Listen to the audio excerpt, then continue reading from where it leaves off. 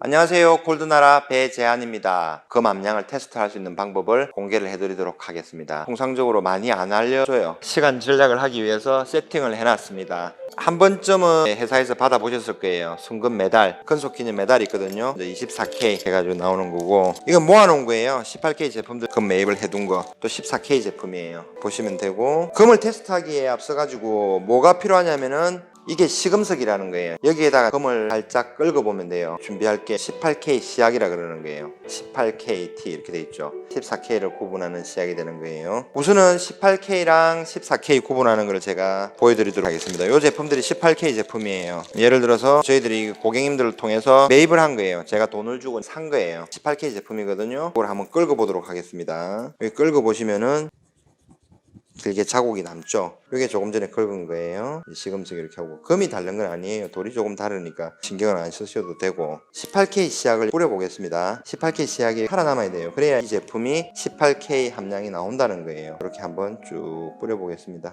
어때요?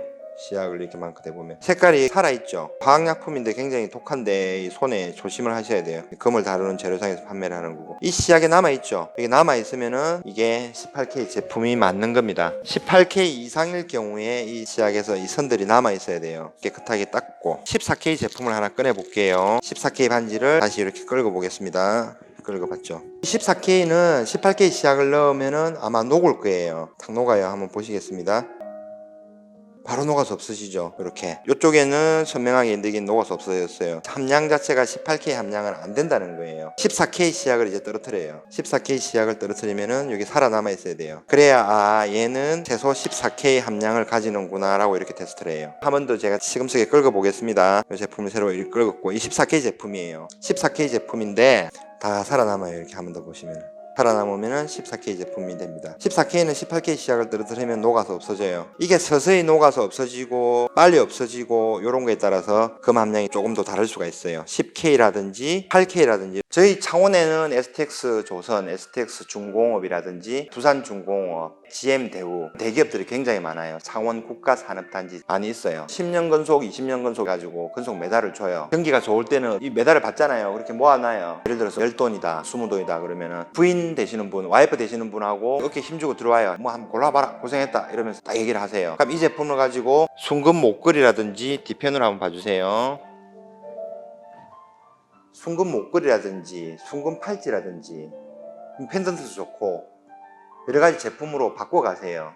그러면은 이 금을 녹이는데 최소한의 비용과 새로운 금 제품을 만드는 데 들어가는 비용이 있겠죠. 그 비용만 주면은 새로운 제품으로 만들어 갈 수가 있어요. 경기가 좋을 때는 그랬어요. 와이프분 모시고 와서 그랬고. 그럼 저희들 입장에서는 금을 매입하면서 약간의 마진이 남고 금을 판매하면서 약간의 마진이 남잖아요. 그런 세월이 한참이었어요, 이때까지. 그랬는데 지금은 어떠냐면은 전화를 하세요. 저희한테만 전화를 하는 게 아니라 몇 군데 전화를 하셔가지고 금 매입을 하는데 근속기념 메달이 몇 돈이 있는데 요거 얼마 주느냐, 얼마 주느냐. 10돈 해봐야 1,000원 차이 나면 10,000원이거든요. 2,000원이면 2만원. 작다면 작고 크다면 큰 돈인데 그걸 가지고 여러 군데 문의를 하고 최고가가 되는 곳에 해가지고 살짝 오셔서 팔고 가는 현실입니다. 저도 좀 안타까워요. 지역 경제가 살고 이래야 저희한테도 이제 많은 도움이 되거든요. 24K는 어떻게 되는지 테스트를 한번 해보겠습니다. 24K를 한번 긁어볼게요.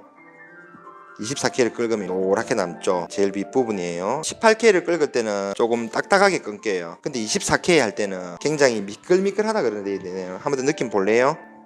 미끌미끌한 느낌 있죠.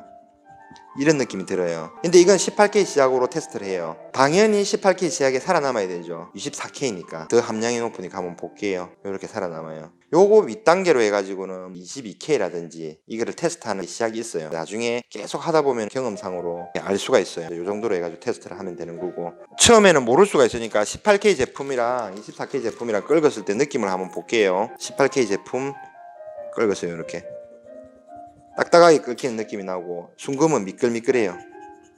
색이 조금 차이가 나나요? 보셨듯이 18K이고 24K예요. 순금이죠. 18K 시약을 떨어뜨리면 둘 다 살아남아요. 이거는 14K 시약 떨어뜨리면 당연히 다 살아남겠죠. 14K 시약 떨어뜨리면 더 함량이 높은 18K, 24K니까 둘 다 살아남아요. 맞죠? 둘 다 살아남아 있죠. 이제 보증서가 없더라도 금 매입하는 곳에 오시면은 시금석을 통해서 테스트를 해서 가격을 책정을 해서 매입을 합니다. 시금석이랑 이런 비용들은 얼마 안 해요. 궁금하거나 호기심이 많은 분들은 체크를 해서 이렇게 보시면 돼요. 금의 함량이 몇 프로다, 18K, 24K, 14K 구분하는 거 다 아셨죠? 오늘은 이만하겠습니다. 감사합니다.